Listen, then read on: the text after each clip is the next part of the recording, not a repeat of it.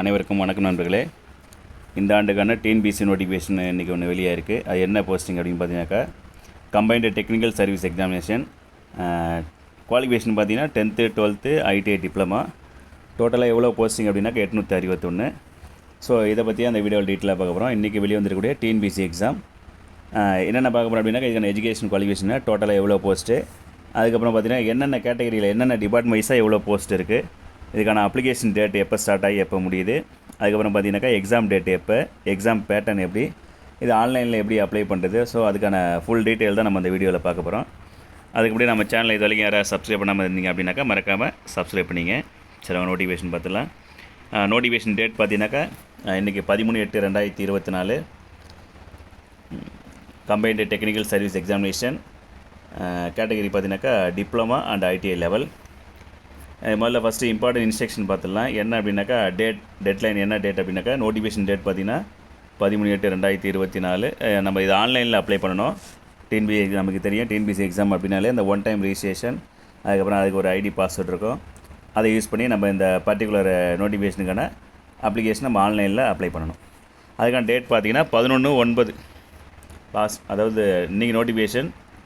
Last date பார்த்தீங்கன்னா apply பண்ணுற இன்னைய டேட்லேருந்து 11/9/2024 வரைக்கும் வந்து நீங்கள் ஆன்லைனில் அப்ளை பண்ணலாம். அதுக்கப்புறம் நம்ம அப்ளிகேஷனில் ஏதாவது வந்து நம்ம மிஸ்டேக் பண்ணிட்டோம் அப்படின்னாக்கா, இப்போ கரெக்ஷன் பண்ணுறதுக்கு ஒரு ஆப்ஷன் கொடுக்குறாங்க. அது எப்போ அப்படின்னா 15/9/2024 to 17/9/2024. ஸோ இதுக்கான எக்ஸாம் பேட்டர்ன் எப்படி இருக்கும் அப்படின்னா 2 டைப்ஸாக இருக்கும். ஒன்று பேப்பர் 1, பேப்பர் 2, 2 பேப்பர் எக்ஸாம் இருக்கும்.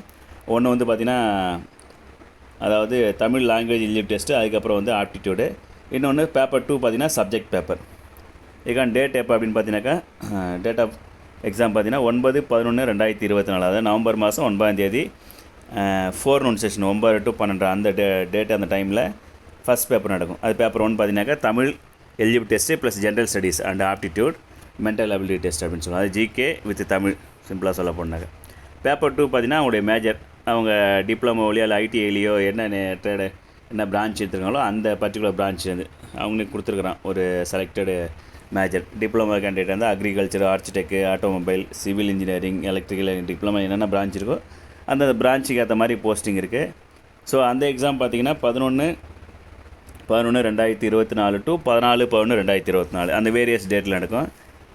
சரிங்களா, இதுதான் அந்த இம்பார்ட்டன்ட் டெட்லைன். சரி, இப்போ முதல்ல வந்து பார்த்தீங்கன்னாக்கா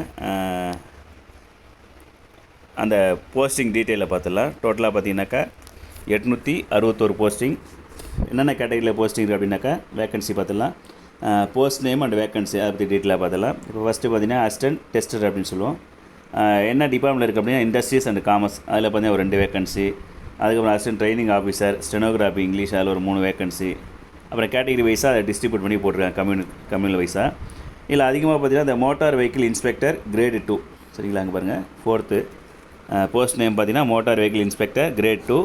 எங்கே அப்படின்னா டிரான்ஸ்போர்ட் அண்ட் ரோட் சேஃப்டி அந்த டிபார்ட்மெண்ட்டில் எவ்வளோ வேக்கன்சி பார்த்தீங்கன்னாக்கா 45 வேக்கன்சி இருக்குது. அதுக்கப்புறம் அதிகமாக இருக்குது பார்த்தீங்கன்னா ஜூனியர் டிராஃப்டிங் ஆஃபீஸர் அப்படின்னு சொல்லுவோம். சரிங்களா, இளநிலை வரைபட அலுவலர் அப்படின்னு சொல்லுங்களா. அதில் டிராஃப்டிங் ஆஃபீஸர் பார்த்தீங்கன்னாக்கா 55 போஸ்டிங் இருக்குது. என்ன டிபார்ட்மெண்ட் அப்படின்னாக்கா பிடபிள்யூடி பப்ளிக் ஒர்க் டிபார்ட்மெண்ட்டில். சரிங்களா, அதுக்கப்புறம் மெயினாக வேறு எங்கே இருக்குன்னா அதேமாதிரி ஜூனியர் டிராஃப்டிங் ஆஃபீஸர் ஹைவேல, அது பார்த்தது பப்ளிக் ஒர்க் டிபார்ட்மெண்ட் பிடபிள்யூவில். இங்கே பார்த்தீங்கன்னாக்கா நமக்கு ஹைவேஸில் மட்டும் பார்த்திங்கன்னா ஒரு 33 இருக்குது. அது இல்லாமல் டபுள் ஸ்டார் கொடுத்துருக்குறாங்க.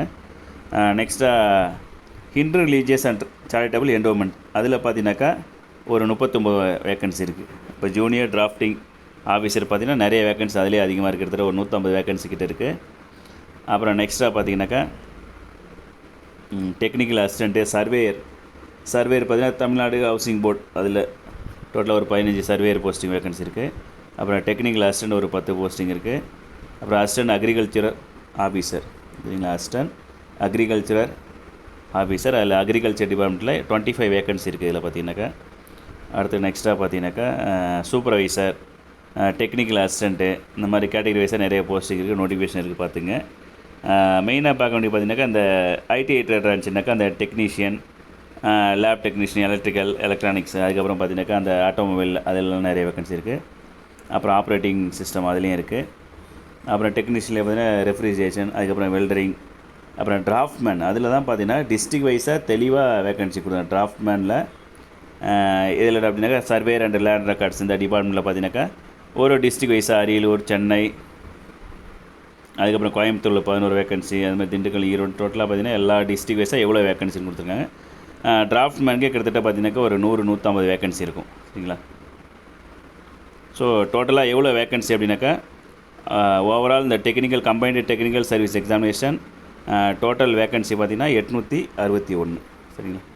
டோட்டலாக 861 வேகன்சி இருக்குது. அதில் என்னென்ன போஸ்டிங் வைஸாக என்னென்ன வேகன்சின்னு ஆரம்பித்து பேச சொல்லிட்டோம். ஸோ அதை நீங்கள் நோட்டிஃபிகேஷனை டீட்டெயிலாக பார்த்துங்க.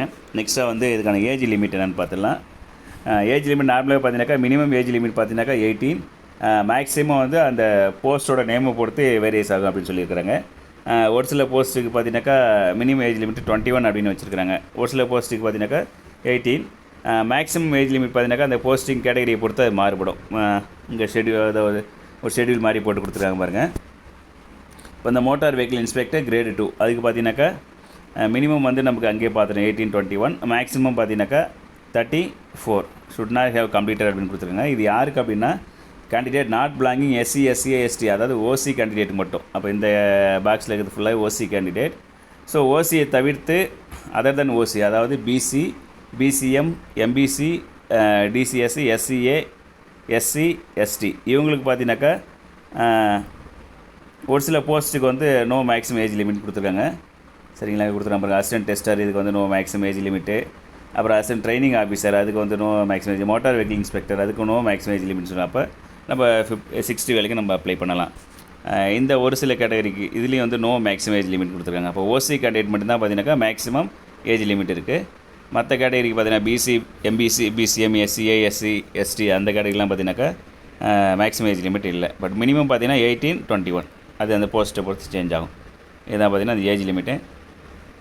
அதுக்கப்புறம் பார்த்தீங்கன்னா educational qualification, technical qualification and experience. ஒரு சில போஸ்டிங் வந்து எஜுகேஷன் குவாலிஃபிகேஷன் மட்டும் இருந்தால் போதும். ஒரு சில போஸ்டிங் பார்த்தீங்கன்னாக்கா டெக்னிக்கல் குவாலிஃபிகேஷன் அண்ட் எக்ஸ்பீரியன்ஸும் இருக்கணும் அப்படின்னு சொல்லியிருக்கிறாங்க. ஸோ அதுவும் இந்த நோட்டிஃபிகேஷன் இருக்குது. மேக்ஸிமம் பார்த்தீங்கன்னாக்கா டிப்ளமா கேண்டிடேட் குவாலிஃபிகேஷன் பார்த்தீங்கன்னாக்கா எஜுகேஷன் குவாலிஃபிகேஷன் தான். டிப்ளமோவில் சிவில் அதுக்கு நிறைய போஸ்டிங் இருக்குது. அதுக்கப்புறம் பார்த்தீங்கன்னாக்கா டிப்ளமோவில் சிவில் முடிச்சு டிராஃப்ட்மேன் அது முடிச்சிருந்தாங்க அப்படின்னாக்கா அந்த சர்டிஃபிகேட் வச்சுருந்தாங்கன்னா அதுக்கும் போஸ்டிங் இருக்குது. அதுக்கப்புறம் நெக்ஸ்ட்டாக பார்த்தீங்கன்னாக்கா டிப்ளமாவில் எல்லா கேட்டகரிலையுமே கேட்டகரி வைஸாக நமக்கு போஸ்டிங் இருக்குது. அப்புறம் ஐடிஐ எல்லா ட்ரேட்லேயும் ஐடிஐயில் எலக்ட்ரீஷியன், வெல்டர், அப்புறம் அந்த மெக்கானிக்கு, ஸோ எல்லா ட்ரேட்லேயும் ஐடிஐலையும் வந்து குவாலிஃபிகேஷன் இருக்குது. ஒரு சில போஸ்டிங் வந்து 10th முடிச்சுட்டு ஐடிஐ முடிச்சும், ஒரு சில போஸ்டிங் வந்து 12th ஹையர் செகண்டரி முடிச்சுட்டு ஐடிஐ முடிச்சிருந்தாலும் ப்ரிஃபரன்ஸ் கொடுக்குறாங்க இங்கே. ஸோ இதுதான் எஜுகேஷன் குவாலிஃபிகேஷன். அப்போ மெயினாக ஐடிஐ, டிப்ளமோ, 10th 12th தான் இதுக்கான எஜுகேஷனல் குவாலிஃபிகேஷன். அதுக்கப்புறம் அந்த கேட்டகரி வைஸாக பார்த்தீங்கன்னாக்கா கொடுத்துருப்பாங்க. அதுவும் நோட்டிஃபிகேஷன் இருக்குது பார்த்துங்க. சரி, அதுக்கடுத்து நெக்ஸ்ட்டாக பார்த்தீங்கன்னா scheme of the examination. Exam scheme என்னென்னு நம்ம பார்த்துடலாம். எக்ஸாம் ஸ்கீம் நம்ம ஏற்கனவே சொல்லிட்டோம் இல்லைங்களா? பேப்பர் 1, பேப்பர் 2 2 பேப்பர் நமக்கு வந்து எக்ஸாம் இருக்கும். அந்த 2 பேப்பர் நமக்கு எப்படி நடக்கும் அப்படின்னாக்கா ஒரு பேப்பர் வந்து OMR பேஸ்டு. பேப்பர் 1 பார்த்திங்கன்னா அது இங்கே பாருங்கள் ஸ்கீம் ஆஃப் எக்ஸாமினேஷன் பார்த்திங்கன்னா பேப்பர் 1 அப்படின்றது OMR based. That is paper 1 part A and part B 2 பார்ட்டாக இருக்கும். பார்ட் A நமக்கு தெரியும் எப்போயுமே. பார்ட் A அப்படின்னாக்கா Tamil eligible test. Part B அப்படின்றது ஜென்ரல் ஸ்டடீஸ் அண்ட் ஆப்டிடியூட் அப்படின்னு இருக்கும். பார்ட் A தமிழில் 100 கொஸ்டின் இருக்கும்.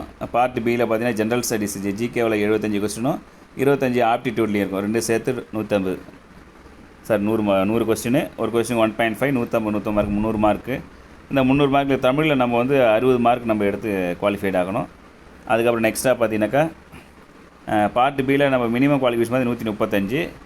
ஸோ டோட்டலாக பார்த்திங்கன்னா நம்ம எடுக்கக்கூடிய மார்க்கை அதை பேஸ் பண்ணி நமக்கு கட் ஆஃப் மார்க் போடுவாங்க. இது வந்து OMR பேஸ்டு எக்ஸாம். அதாவது பேப்பர் 1 அப்படின்றது OMR பேஸ்டு எக்ஸாம். பேப்பர் 2 பார்த்திங்கன்னா அவங்களுடைய சப்ஜெக்ட்லேருந்து இருக்கும். சரிங்களா? சப்ஜெக்ட் பேப்பர் டிப்ளமா, ஐடி அப்படின்னாக்கா அவங்களுக்கு ஒரு சப்ஜெக்ட் பேப்பர் இருக்குது. டோட்டலாக 200 கொஸ்டின். ஒரு கொஸ்டினுக்கு 1.5 300 மார்க்கு. அது CBT அதாவது கம்ப்யூட்டர் பேஸ்டு டெஸ்ட் அப்படின்னு சொல்லுவோம். சரிங்களா? CBT அப்படின்னாக்கா கம்ப்யூட்டர் பேஸ்டு டெஸ்ட்டுங்க கீழே கொடுத்துருக்காங்க பாருங்கள். அப்போ பேப்பர் 2 பார்த்தீங்கன்னாக்கா நமக்கு ஆன்லைன் எக்ஸாமாக நடக்கும். அதுக்கப்புறம் பேப்பர் 2ல் என்னென்ன சப்ஜெக்ட் இருக்குது அவங்களே கொடுத்து நம்ம அப்ளை பண்ணும்போது நம்ம குவாலிஃபிகேஷன் ஏற்ற மாதிரி நம்ம டிப்ளமோவில் என்ன கேடர் அல்லது ஐடிஐயில் என்ன கேடர் அந்த கேடருக்கு ஏற்ற மாதிரி நம்ம என்ன பண்ணணும் அப்படின்னாக்கா இந்த போஸ்டிங்க்கு ஏற்ற மாதிரி இந்த போஸ்டிங் நம்ம எது ஆப்டடாக இருக்கோ அதுக்கான பேப்பர் 2 சப்ஜெக்ட் நம்ம சூஸ் பண்ணணும். சரிங்களா? இது நம்ம ஆன்லைன் அப்ளிகேஷனில் அப்ளை பண்ணும்போது மறக்காமல் நம்ம அந்த கேடருக்கு ஏற்ற மாதிரி கொடுக்கணும். அப்போ தான் நமக்கு அதுக்கான கொஸ்டின் பேப்பர் நம்ம அலாட் பண்ணி ஒதுக்குவாங்க. சப்போஸ் நீ மாற்றி பண்ணிட்டீங்க அப்படின்னாக்கா இன்வேலிட் ஆகிடும். சரிங்களா? அது மட்டும் கரெக்டாக பார்த்துங்க. இல்லை நீங்கள் வந்து என்ன போஸ்ட் அப்ளை பண்ண போகிறீங்க, அது நம்ம எதுக்கு எலிஜிபிள், அதுக்கான பேப்பர் என்ன, பேப்பர் 2 அப்படின்ட்டு தனித்தனியாக பிரித்து கொடுத்துருங்க. பேப்பர் கோடு கொடுத்துருங்க. எல்லா பேப்பருமே பார்த்தீங்கன்னாக்கா போத் தமிழ் அண்ட் இங்கிலீஷ் லாங்குவேஜில் இருக்கும். இல்லை எல்லாமே ஆன்லைன் எக்ஸாம் தான் பேப்பர் 2. சரி, அப்புறம் ஸ்டெனோகிராஃபருக்கு மட்டும் அது தனியாக கொடுத்துருக்காங்க. For the post of assistant training officer stenography English. So இதுக்கு மட்டும் தனியாக கொடுத்துருக்குறாங்க. அதுவும் பார்த்துங்க. ஸோ இதான் பார்த்தீங்கன்னாக்கா அந்த ஸ்கீம் ஆஃப் த எக்ஸாமினேஷன். அப்புறம் இதுலேருந்து அடுத்து நெக்ஸ்ட் என்ன பண்ணுவாங்க அப்படின்னாக்கா பேப்பர் 1 பேப்பர் 2ல் எலிஜிபிலிட்டி மார்க்கை வச்சு கட் ஆஃப் போட்டு அதுக்கப்புறம் பர்சனல் இன்டர்வியூ, அதாவது சிவிக்கு சர்டிஃபிகேஷன் கூப்பிட்டு போஸ்டிங் போடுவாங்க. இதுதான் பார்த்தீங்கன்னா இந்த கம்பைன்டு டெக்னிக்கல் சர்வீஸ் எக்ஸாமினேஷன் அந்த ஒரு நோட்டிஃபிகேஷன். ஸோ இந்த வீடியோ உங்களுக்கு பிடிச்சிருந்தா அப்படின்னாக்கா மறக்காமல் லைக் பண்ணுங்கள். இவ்வளோதான் ஃப்ரெண்ட்ஸ். அதுக்கப்புறம் நெக்ஸ்ட்டாக பார்த்தீங்கன்னாக்கா இதுக்கு கீழே வந்து எப்படி அப்ளை பண்ணுறது அப்படின்ட்டு டீட்டெயில்டும் கொடுத்துருக்குறாங்க இந்த நோட்டிஃபிகேஷன்லேயே. அதுக்கப்புறம் கடைசியாக பார்த்தீங்கன்னா அதுக்கான சிலபஸ் பேப்பர் 2க்கான பேப்பர் 1 ஜென்ரல் தமிழ், பேப்பர் 2ல் வந்து அப்புறம் சப்ஜெக்ட் பேப்பர் அதுக்கும் வந்து பார்த்தீங்கன்னாக்கா இங்கே வந்து தெளிவாகவே வந்து அவங்க சிலபஸ் கொடுத்துருக்காங்க. ஸோ அவங்க யார் யார் என்னென்ன கேட்டகரியில் இருக்கீங்களோ அந்த சிலபஸை நீங்கள் பார்த்து டவுன்லோட் பண்ணி அதுக்கு தகுந்த மாதிரி ப்ரிப்பேர் ஆகிங்க. இவ்வளோதான் ஃப்ரெண்ட்ஸ் இந்த combined technical service examination ITI diploma level. சரிங்களா? ஸோ யாரெல்லாம் வந்து இந்த இதுக்கான குவாலிஃபிகேஷன் இருக்கீங்களோ மறக்காமல் வந்து எல்லாருமே அப்ளை பண்ணுங்கள். ஸோ இந்த வீடியோ உங்களுக்கு பிடிச்சி அப்படின்னாக்கா லைக் பண்ணுங்கள், கமெண்ட் பண்ணுங்கள், ஷேர் பண்ணுங்கள். மறக்காமல் நம்ம சேனலை சப்ஸ்கிரைப் பண்ணுங்கள். Thank you to all.